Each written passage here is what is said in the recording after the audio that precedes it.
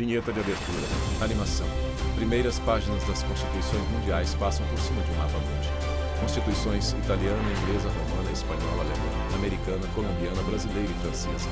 Todo o mapa mundi ocupa a tela. No centro, em letras de forma, o mundo das leis.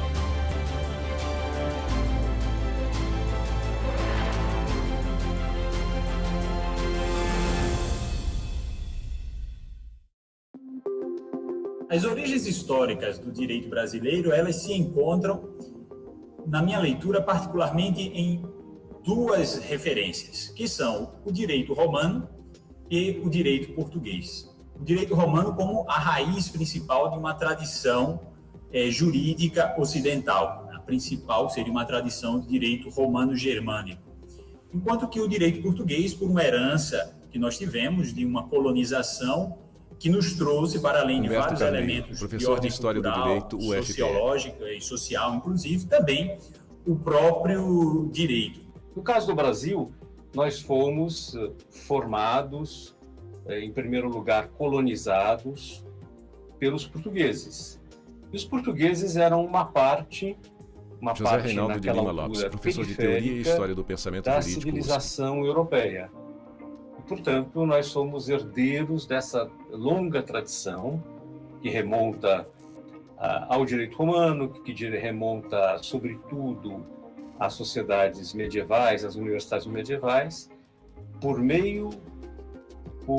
intermédio dos próprios portugueses. Enquanto a gente é colônia, eles Flávia mandam, Lages, historiadora. Simples assim. Manda quem pode, obedece quem tem juízo. Quando você tem a independência do Brasil, uma das primeiras normas baixadas pelo Dom Pedro é que a legislação portuguesa só será invalidada na medida em que legislações brasileiras forem sendo colocadas no lugar. A rigor, enquanto você não está fazendo leis nacionais, digamos assim, está a legislação portuguesa lá.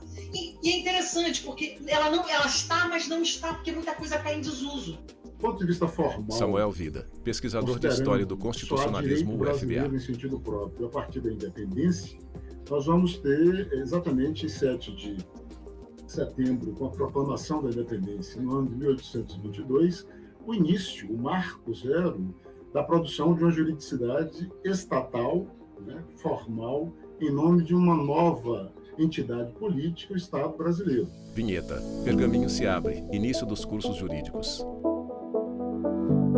Nós vivemos todo o nosso período colonial sem faculdades. Os jesuítas tiveram colégios importantes, mas eles sempre foram proibidos de fornecer os graus universitários, como se chamava.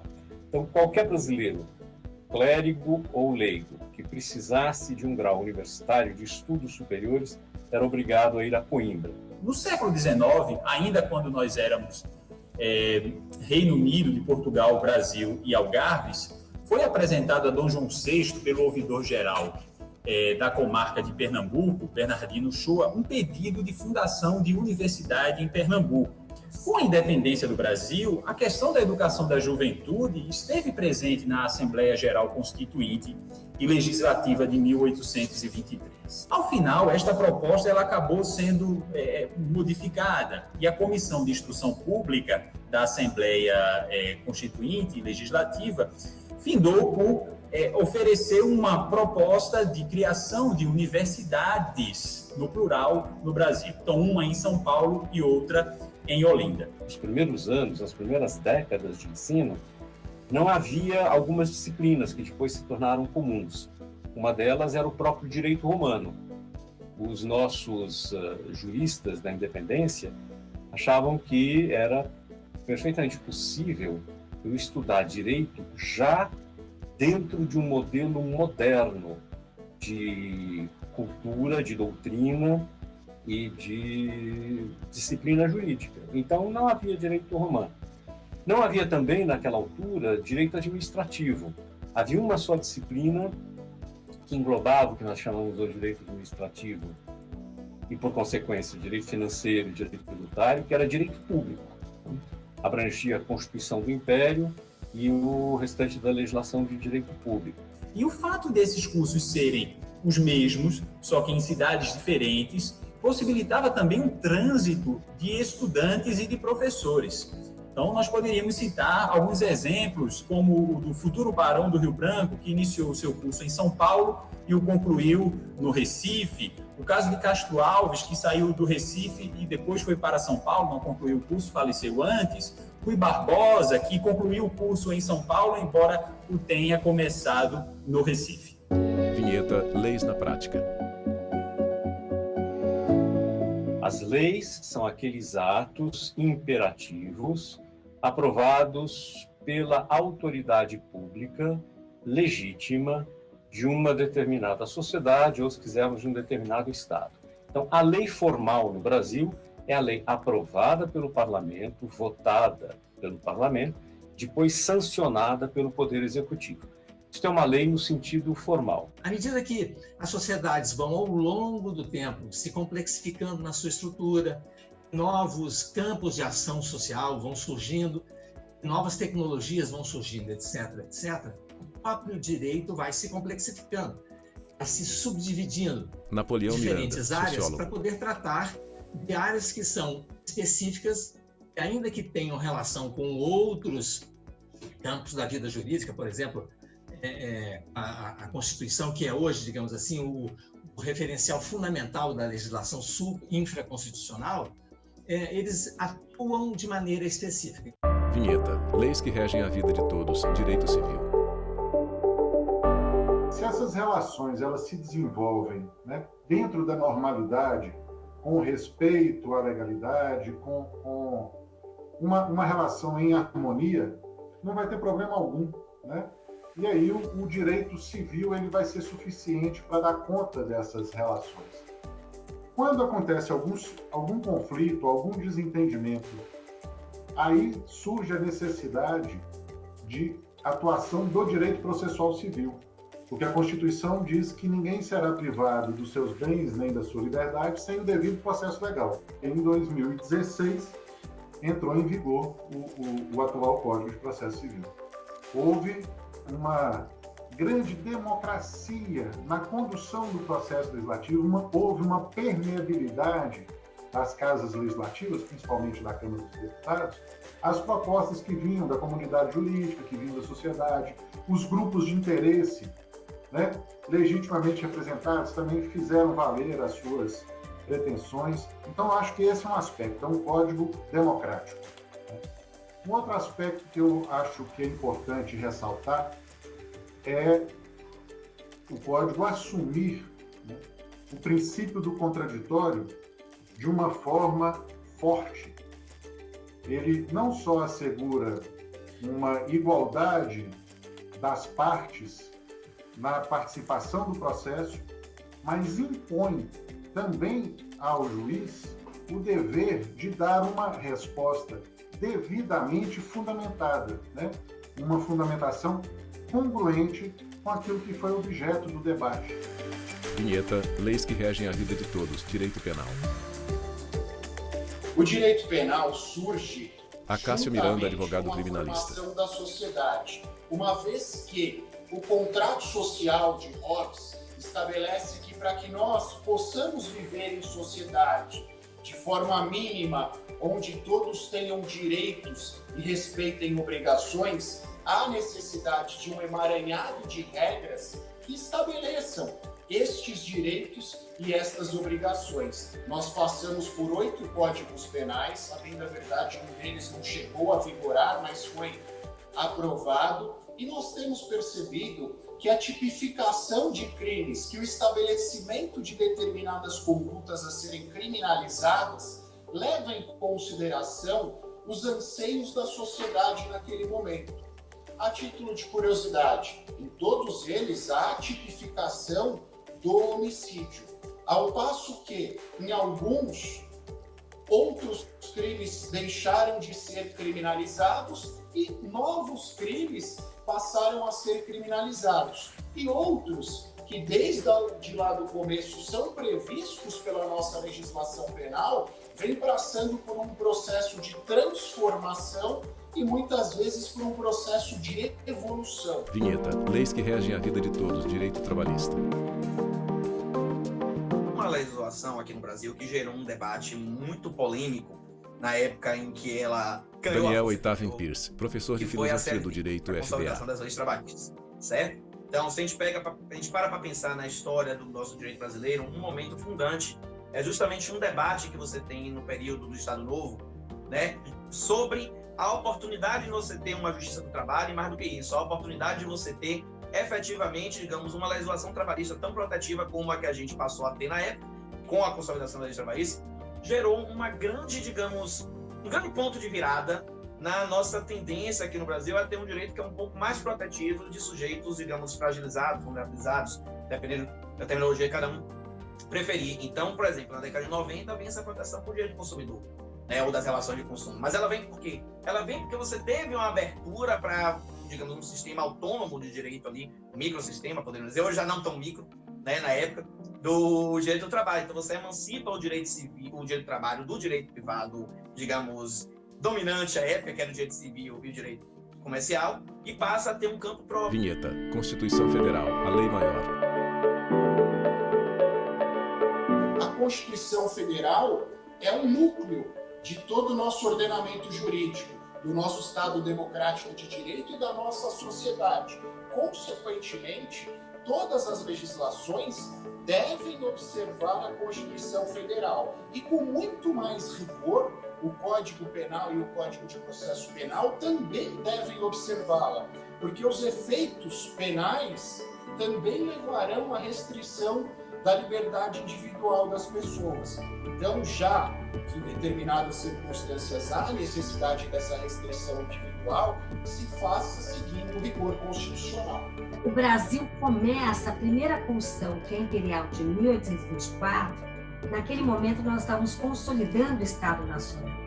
Então, princípios como Flávia independência Piovesan, nacional, vice-presidente da Comissão não Interamericana de intervenção, Direitos Humanos. autodeterminação dos povos, que eram ali o alicerce dessa primeira Constituição. Então nós vamos ter 1824, uma Constituição Imperial, que estabelece o regime monárquico, que vai vigorar até a proclamação da República, em 1889. Em 1891, nós temos a segunda Constituição, a primeira republicana, estabelecendo a nova ordem jurídica política.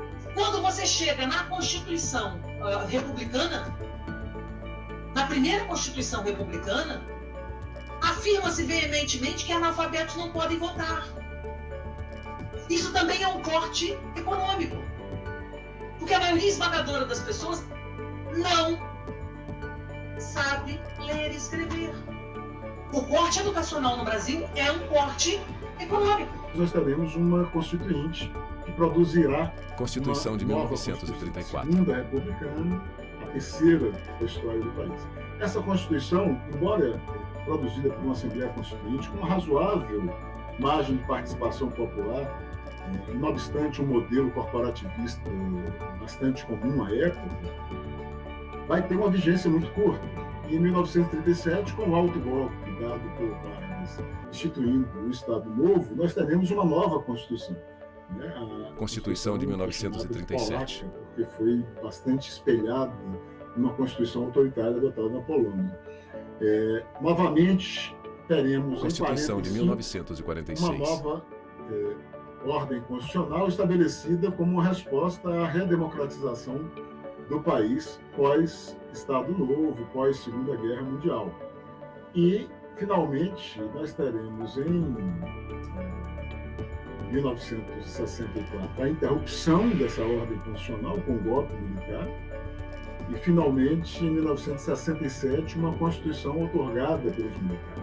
A partir da ditadura civil-militar, nós temos uma Constituição que ela é bombardeada pelos atos institucionais. Eles partem da ideia, então, que o poder constituinte originário estava nas mãos de quem estava no poder naquele momento. Então ele poderia fazer lei mais importante que a Constituição. Flávia usa óculos de grau. Então você tem uma Constituição que, na verdade, está, vamos fazer uma imagem, encolhidinha, subordinada aos desejos de quem está no poder naquele momento, na ditadura civil-militar. Quando você tem a reforma de 69, nada mais é do que você pegar toda essa subordinação e tentar colocar como se fosse uma legislação, fazer uma Constituição efetivamente. né? E depois disso nós temos a Constituição de 88, que tem muitos acertos. Vinheta: a Constituição Cidadã. A Constituição de 1988 representa um marco absolutamente inovador na história constitucional do país, por várias razões. A primeira delas é exatamente ela ter emergido de uma intensa mobilização popular pela redemocratização do país. Nós tivemos, desde meados dos anos 80, em especial, uma campanha intensa de ocupação das ruas, de mobilização de discussões que até então eram interditadas sobre diversos aspectos da vida nacional. A Constituição de 88, aqui a tem, ela é um marco jurídico da transição democrática, é um marco jurídico da institucionalização de direitos humanos no nosso Brasil. Há um direito pré-88 e pós-88 no que se refere a direitos humanos. É uma Constituição que reinventa o marco normativo afeto a direitos. A partir da Carta de 88, o Brasil passa a ratificar os principais tratados de direitos humanos. Declaro promulgada. Deputados aplaudem. Acervo TV Brasil. O documento da liberdade, da dignidade, da democracia, da justiça social no Brasil. Que Deus nos ajude que isto se cumpra. Ulisses Guimarães está com a Constituição. O Brasil, em 92, ratifica os pactos de direitos civis e políticos e direitos econômicos, sociais e culturais das Nações Unidas, tratados que eram de 66. Portanto, há inovações e o fortalecimento da proteção de direitos. E, ademais, o Brasil passa a adotar uma vasta normatividade, como a lei que combate a tortura, que é de 97, a lei que combate o racismo, que é de 89, o Estatuto da Pessoa Idosa, da Pessoa com Deficiência, da Inclusão Social, o Estatuto da Criança e do Adolescente, a Lei Maria da Penha. Portanto, toda essa vasta produção normativa vem no pós-80. Lembro ainda que a nossa Constituição é a primeira que, já no seu artigo 1º, estabelece a dignidade humana como fundamento do Estado democrático, como seu alicerce. É uma Constituição que tem uma introdução muito boa, ela tem uma divisão de poderes muito clara, ela tem uma enunciação de direitos individuais excelente. Ives Gandra Martins, advogado constitucionalista. Uma parte desses direitos, mas a enunciação é extremamente importante. E temos o equilíbrio de poderes, que é fundamental, com todos os poderes tendo o seu papel. Não há um poder na Constituição menor do que o outro. Os poderes são realmente harmônicos e independentes na Constituição. Nós temos uma ordem constitucional que projeta uma ampla expectativa de participação popular nos destinos do país, inclusive introduzindo elementos novos, plebiscito, referendo, possibilidade de apresentação de projetos de lei de iniciativa popular, ou seja, mecanismos que contrapõem complementarmente, estabelecem, na verdade, um complemento à ideia da representação política.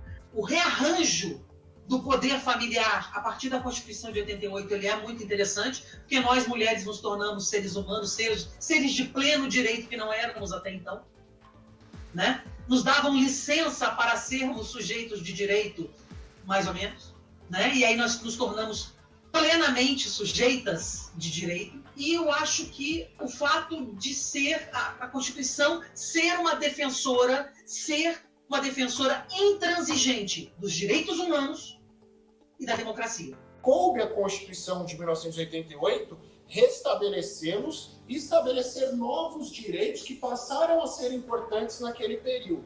Não à toa, o artigo 5º da nossa Constituição Federal é tido como exemplo para outras constituições, uma vez que são elencados uma série de direitos e garantias que países tidos como mais evoluídos do que nós não os prevêem. Isso representa diversos efeitos em termos de legislação penal e de legislação processual penal, uma vez que são respeitadas as garantias individuais de cada uma das pessoas, são respeitadas as garantias individuais dos acusados e todo crime, toda conduta que venha a ser criminalizada, ela não pode conflitar com as garantias estabelecidas na nossa Constituição Federal. Vinheta: como as leis mudam a vida das pessoas. Nilson foi vítima de racismo por parte da vizinha. Nilson é um homem adulto negro, de cabelos crespos e trançados e que usa óculos de grau. Está sentado em seu quarto. Ela gritava, Nilson Lucas Gabriel, muitas palavras racistas, né? Muitas frases racistas, né? Direcionadas a mim, mas também direcionada a toda a população negra no país, né? Uma vez que ela desumanizava, né? Ela diminuía as pessoas negras pelo fato de serem negras, né? Desumanizando essas pessoas. Recentemente ela foi condenada em primeira instância e na lei do racismo, né?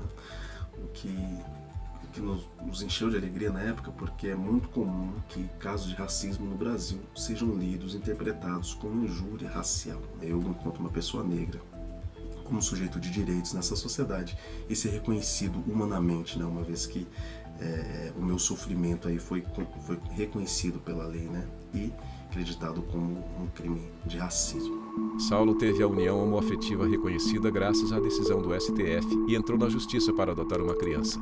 Saulo é um homem adulto branco, de cabelos lisos e penteados para trás. Também possui barba e bigode. Está sentado em seu quarto. Saulo Amorim, advogado. Aconteceu em 2011 e deu às famílias LGBTI a possibilidade de serem família, de se constituírem como família, como todas as outras famílias brasileiras sempre puderam ser. E eu gostaria de ter podido entrar com o processo de adoção antes de 2011.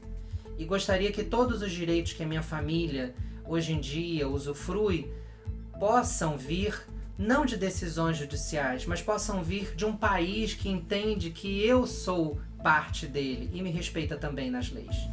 A língua brasileira de sinais mudou a vida de Helene. Ela está no quintal de casa. A língua de sinais é oficializada pela Lei de 2002, número 10.436, que a reconhece como a língua oficial da comunidade surda. Helene se comunica com as mãos. Essa lei desenvolveu para melhor e consertou quando descobriu os defeitos e a falta de qualidade. Nós temos a garantia também pelo Decreto 5626/2005, que regulamenta a Lei número 10.436, a Lei da Língua Brasileira de Sinais. O decreto garante profissionais com qualidade, direitos de acessibilidade nos locais públicos e privados. É assim a minha vida. Me desenvolvi muito com a língua de sinais, pois já me formei pela área de educação e fiz mestrado. Aprender Libras tornou mais viva a minha vida. Vinheta: a vida que mudou a lei.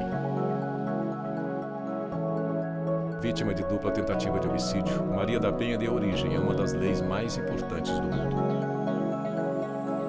A lei só foi criada depois de muita luta por justiça. Foram 19 anos e 6 meses, né?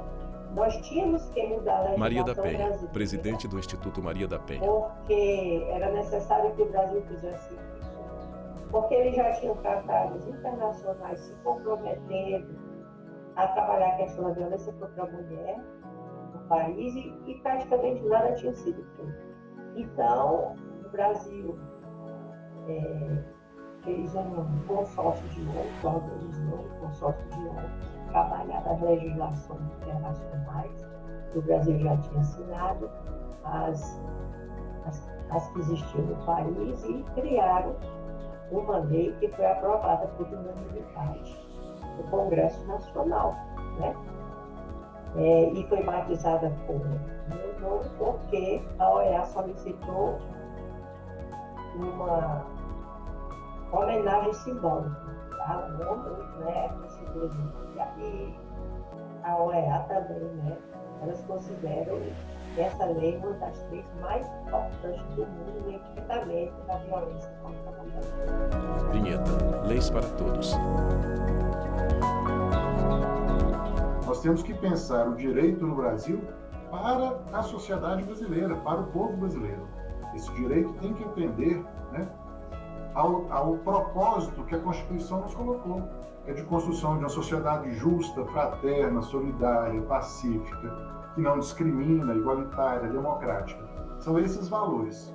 O caminho que nós vamos construir esses valores, eles se fazem por meio do ordenamento jurídico. Do ponto de vista formal, o Brasil tem, em várias áreas, as melhores leis que já se produziu. Nós temos, muito antes do boom de preocupação ambiental, nós temos uma legislação ambiental que é uma das melhores do país. Nós temos uma legislação antirracista, que, do ponto de vista formal também, é bastante razoável para o combate ao racismo.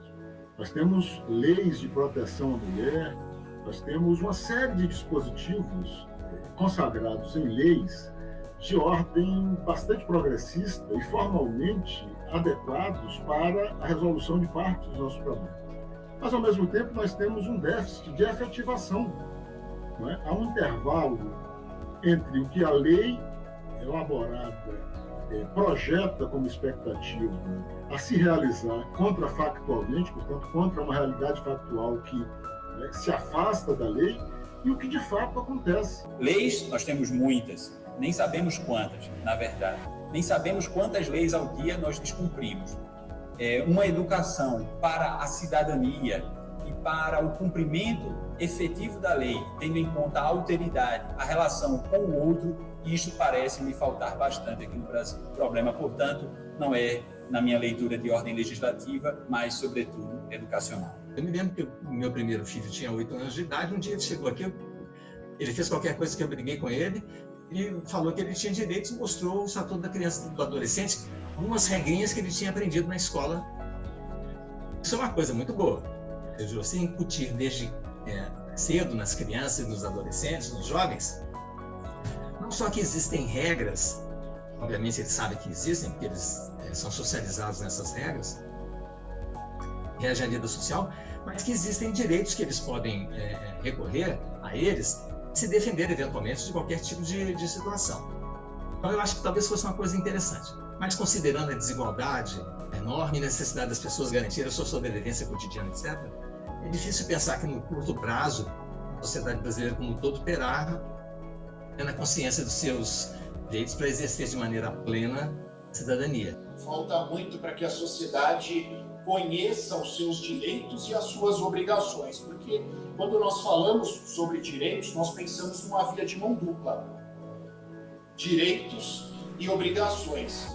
E mais do que isso, eu acho que há uma carência quanto ao conhecimento da própria Constituição Federal, do próprio teor da Constituição Federal, que estabelece todos os nossos direitos. Então, talvez seja necessário ainda o aprofundamento do exercício da cidadania através do conhecimento desses direitos e, como um efeito secundário, que a população conheça a razão que leva alguém a criminalizar determinada conduta e os meandros, as formalidades e tudo que é necessário para que alguém seja julgado criminalmente. Então, o nosso desafio é retomar esse compromisso de inclusão da sociedade na esfera política para que os controles sociais possam minimizar esse descompasso e possam estabelecer, de fato, as bases para a democracia.